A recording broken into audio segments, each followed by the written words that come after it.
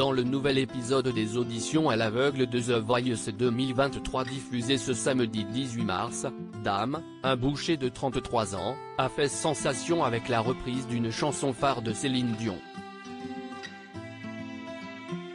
Il est revenu en exclusivité pour Télé Loisirs sur son passage dans l'émission et sa relation avec sa grand-mère qui a été très émue pendant sa prestation.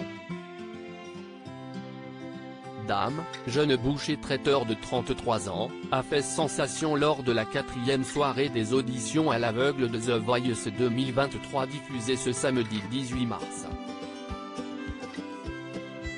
Il a interprété à la guitare le tube Pour que tu m'aimes encore de Céline Dion, une chanson qui lui tient particulièrement à cœur.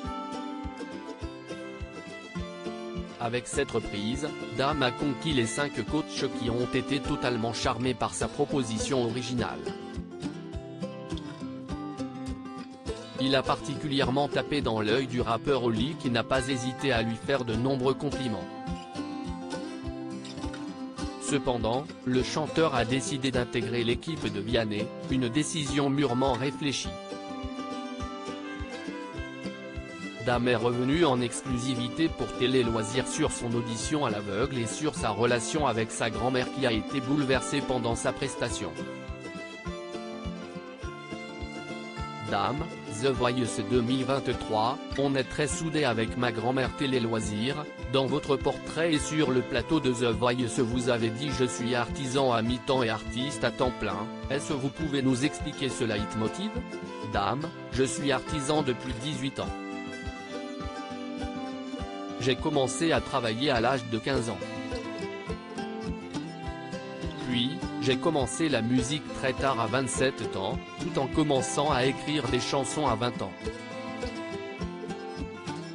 Plus les années sont passées, plus je me suis trouvé du temps pour me consacrer à ma musique, mais en même temps, il faut bien que je gagne ma vie.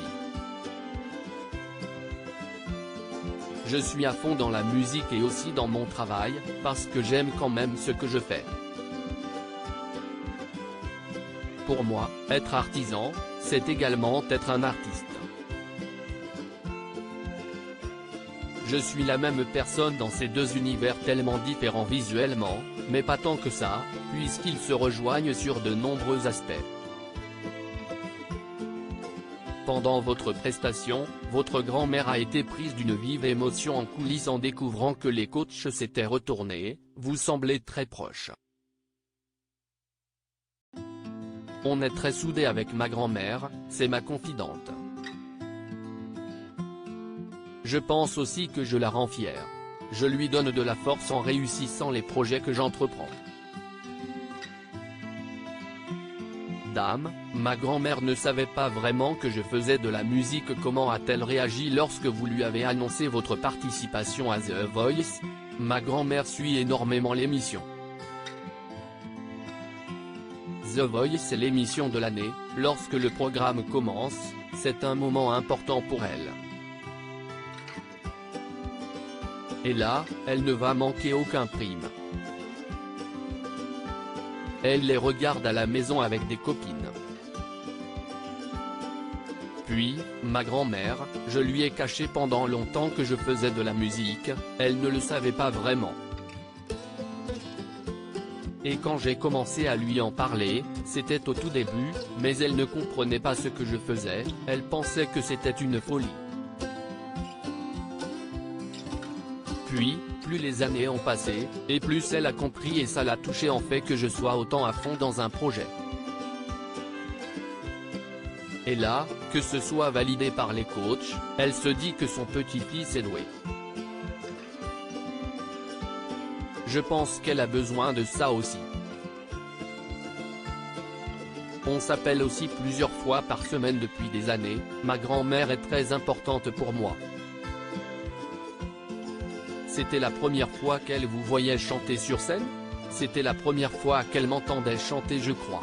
Rire, je lui faisais écouter des morceaux de musique, mais mes productions sont un peu différentes, alors elle ne comprenait pas vraiment ce que je faisais. Là, c'était plus accessible.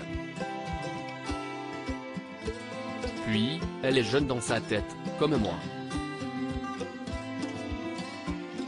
souffrir, je vis une deuxième jeunesse. Dame, ce morceau de Céline Dion me suit depuis plusieurs années. Pourquoi avez-vous décidé de reprendre le titre Pour que tu m'aimes encore de Céline Dion? Qu'est-ce que cette chanson vous évoque? C'était le morceau que l'on écoutait avec ma grand-mère quand j'allais à l'école. On écoutait cette musique avec ma tante également. Ce morceau me suit depuis plusieurs années. Et il y avait ma grand-mère avec moi aux auditions à l'aveugle, alors j'ai interprété Pour que tu m'aimes encore. Vous attendiez-vous à voir les 4 fauteuils se retourner? Je ne m'étais pas spécialement préparé aux auditions à l'aveugle. J'étais très fier d'être là. Je voulais qu'il se retourne bien évidemment, mais au moment où j'ai commencé à jouer, ça a été comme dans un film, comme à Star is Born. Un flou, plus rien. J'étais juste content d'être là, je souriais, je regardais le public. Je ne me suis pas dit il faut qu'il se retourne. D'ailleurs, ils se sont retournés vers la fin de ma prestation. Ils se retournent en même temps et je me suis dit que c'était dingue. Forcément, ça m'aurait embêté de partir comme ça sans qu'il ne se retourne, mais j'étais préparé quoi qu'il en soit. Aviez-vous déjà une petite idée de l'équipe que vous souhaitiez intégrer avant les auditions à l'aveugle? Je savais que j'allais choisir Vianney s'il se retournait, parce que c'est un très bon guitariste. J'ai hésité aussi avec Zazie parce que c'est celle dont j'écoute le plus la musique des 5. Mais au moment de choisir, j'ai beaucoup hésité, parce que Big Flo et Oli m'ont fait énormément d'éloges et je les adore.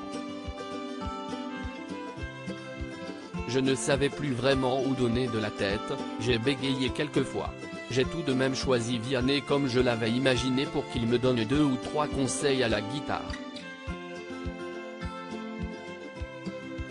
À lire aussi Vianney, The Voice 2023, face à une candidate qu'il connaît bien, il monte sur scène pour chanter avec elle.